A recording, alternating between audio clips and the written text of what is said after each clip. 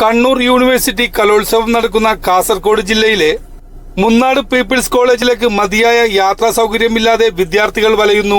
KSRTC സർവീസുകളുടെ എണ്ണം കൂട്ടുവാനും രാത്രി service നടത്തുവാനും വേണ്ട നടപടികൾ എത്രയും പെട്ടെന്ന് തന്നെ സ്വീകരിക്കണമെന്ന് യുവജനദൾ എസ് കാസർഗോഡ് ജില്ലാ കമ്മിറ്റി ആവശ്യപ്പെട്ടു.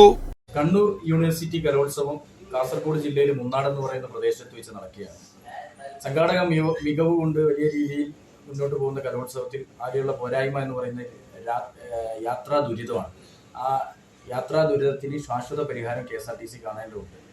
രാത്രി കാലത്ത് സർവീസ് ഇല്ല എന്നുള്ളതിനേക്കാൾ അപ്പുറം പകലാണെങ്കിൽ ഉള്ള സർവീസ് കൊണ്ട് യാതൊരു ഗുണവുമില്ല.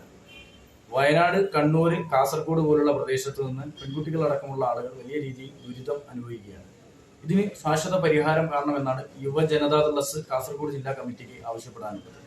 സക്രിയമായ രീതിയിൽ കാസർഗോഡ് ജില്ലയിലെ KSRTC അധികൃതർ ശക്തമായ രീതിയിൽ ഇടപെട്ട് ശാശ്വത പരിഹാരം ഈ ഒരു യാത്രാ ക്ലേശത്തിന് കാണേണ്ടതുണ്ട്. കൂടുതൽ സർവീസുകൾ നൽകണം. രാത്രി സർവീസുകൾ അടിയന്തരമായിട്ട് കൊടുക്കുക.